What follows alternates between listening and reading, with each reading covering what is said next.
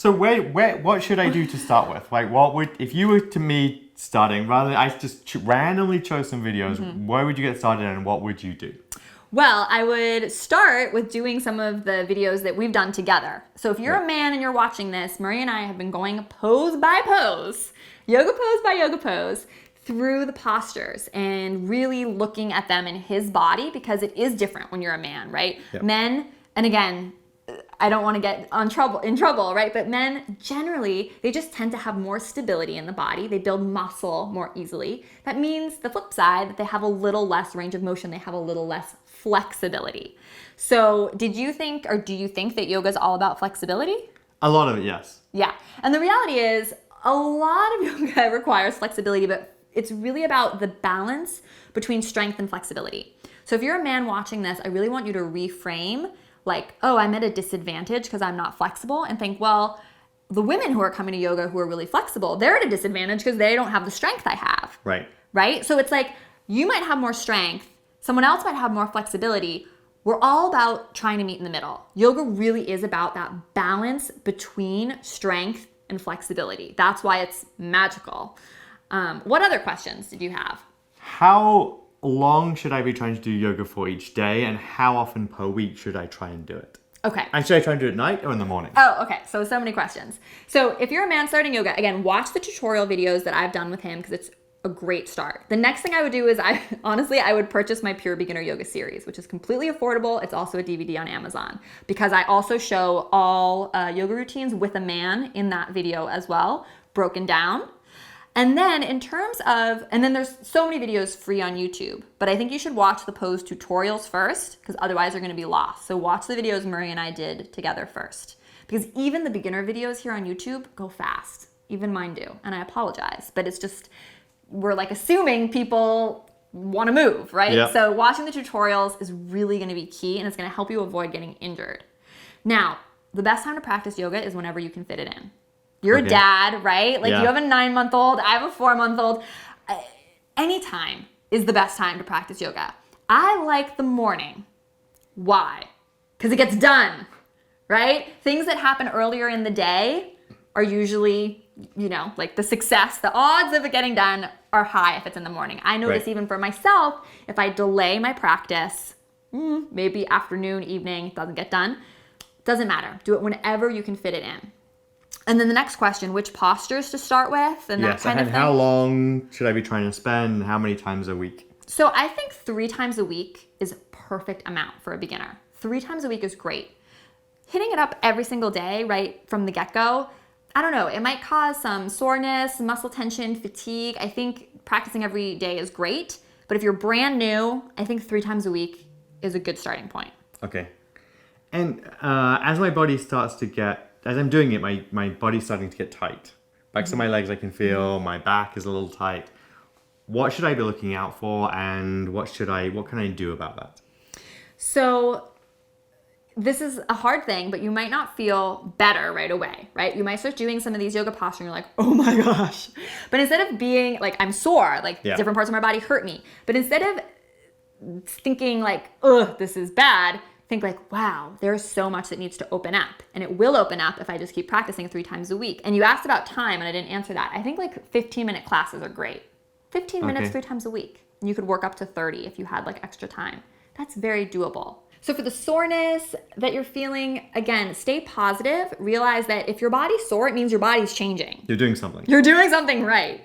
And then I noticed that men are more open to this, but foam rolling or just kind of like massaging the areas where you're feeling tension, or asking your wife to massage them is really, really great, because that's going to help stimulate healing and just give you more body awareness. So we can do some foam rolling videos and techniques. But again, I know my husband loves rolling on a softball.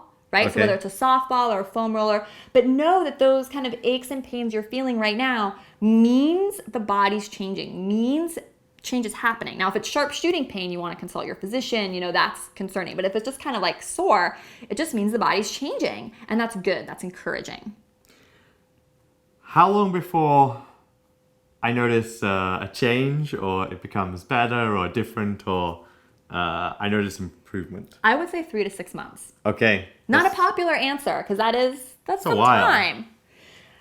But we're talking about really changing, opening up the body and gaining a lot more strength. And a lot of men are strong, but they're not necessarily strong in the muscles that are used in some of these yoga postures, right? Yeah. So you just need to be patient. I promise you, if you just do 15 minutes a day, 3 times a week for 3 months, you will see a difference. And if not, you can find this video and comment and yell at me. But I promise you will. But you need to be committed. And that's the thing that I see with everyone, but especially with men. Like, there's soreness. You don't feel good maybe after a class, especially because men tend to push themselves really hard because they have that, strength, goal-driven personality, and they're strong. And so they might feel really sore and then they don't go back, right? Because they overdid it. So you kind of have to rein it in a little bit and think of this as like a long-term sort of strength and flexibility hybrid program you're pursuing, or maybe a stress reduction program. We haven't even talked about how yoga is so beneficial for dealing with stress. But instead of giving it like 110%, because that you could injure yourself that way. You got to be in it for the long game. And talk to me about the stress aspect of this, apart from just the physical aspect to it. What should I be thinking about? Right now I'm really just focusing on, am I doing it right? What should I be thinking about as I do these poses? So the biggest thing that separates yoga from all other forms of exercise is the breath, right? So you want to be thinking about breathing in and out through your nose and trying to make the inhales and exhales equal length the entire time you're practicing. And easier said than done, right? I mean, even I am not thinking about my breath the whole time I'm practicing. Okay. Right? Your mind's going to wander. You're going to think about, what am I having for dinner? And how do I do this pose? Why is this stupid woman on the internet telling me to do this, right? Like, these things come up. Yep. But as much as you can, you want to bring your attention back to your breath, because the ancient yogis really say that the breath is that link between the body and the mind. And if you can slow down your breathing, you're going to slow down your mind. And when you slow down your mind, that's where stress reduction happens. By slow down your mind, I just mean slow down the pace of your thoughts. Start to gain this awareness that you are not your thoughts. Yep. You're actually this kind of like awareness behind your thoughts. And if you keep practicing, again, just 15 minutes, 3 times a week, whether you like it or not, that awareness is slowly going to come in. And I don't know if it's going to come in on class 3 or class 30. I can't tell you, but I promise if you keep practicing, it will. And it will be really powerful, because then when you're going through your day, I know you're a very successful business owner, and I'm sure things go right, but I'm sure things go wrong, right? So when you're stressed, or you're at the airport, or you miss a flight, or something happens, you're going to all of a sudden realize like that dialogue that you're engaging in is something that you have a choice of whether you want to listen or be stressed out about or not. And you'll be like, oh, that's from yoga. It'll be very cool. And I was thinking of this question as you were saying that. Should I just keep doing the yoga classes online, or should I find a physical class to go to, or should I do both at the same time? How and also there's all kinds of names for all kinds of yoga classes. I'm lost with all of that. That seems like such a great question. Like a magical miracle out there. Right. So as a total newbie, I would seek out hatha yoga classes if you're going to go to a studio, right? The reason I say that is because the hatha yoga classes tend to be a little slower, and I would go to a beginner class. If you're a beginner, go to the beginner class, right? I used to teach in so many studios, and I can't tell you, I used to teach an advanced class, and all these beginners would come, and I want to welcome them, but very hard for me as a teacher, because obviously I need to teach to the majority, and the majority knows that it's an advanced class and it's advanced. So please go to beginner classes if you're a beginner, so the teacher can really serve you in the way they want to serve you. And then I think hatha, like, forget all the styles. Again, power yoga, vinyasa, all these other things you might be interested in, because like you're like, oh, I want to do power yoga because I'm going to lose weight and stuff. But you're just going to injure yourself if you don't have the fundamentals down first. And so hatha is a great place to start, because it's just a little slower. Power yoga just usually means you're moving fast, and they're assuming you already know what you're doing. Okay. Right? And I have a power yoga for beginners class here on YouTube that you can also check out. Now, in terms of online in-studio combo, honestly, this is honest truth. I think you should practice online, and I think you should just pay for one private yoga session. Okay. With someone in your area locally who's very good. We're lucky because I live near you, so I'm here. Okay. I came. But if you're watching this at home, get a private, okay? It's going to be expensive because it's going to be like $100 or around $100, pending where you live. But that private, ask them all your questions, have them look at you in all the poses, feel all the poses correctly in your body, and then just practice online. And then maybe do another private with that same instructor in 6 months. That is going to be money so much better spent, in my opinion, than going to a studio. Because at a studio, you're just going to be one in a class of so many. Right. The odds of getting personal help and feedback from a teacher are very small. If you can go to a class and the teacher is like focused on you and engaged with you and really wants to help you, then great, go. But I just see in so many studio classes, people aren't getting that personal attention. Again, just because there's so many people, it's just not feasible. Yeah. That I think you'd actually get more bang for your buck doing a super intense private session and then practicing online. And presumably you could always shoot that video on your phone, for example, and then you've got a record of what they've told you and how to do that. Totally, that's a great idea. And then do another follow-up with them. Now, again, this is assuming you're like a business owner and a dad. If you're someone who's seeking out community, right, then of course the studio is a great fit because you don't have that same in-person energetic component at home. So, yeah. I know that you also do yoga retreats. Mm-hmm. Would it be a complete waste for me as a beginner to go on a yoga retreat? Because are they more advanced people and I would just be left behind? That's a great question.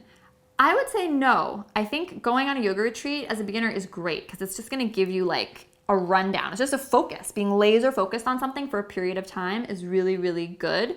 And yes, most people will probably be more advanced than you are. But that's okay, just because you will practice every day, and retreats are usually smaller, like those small group classes we talked about.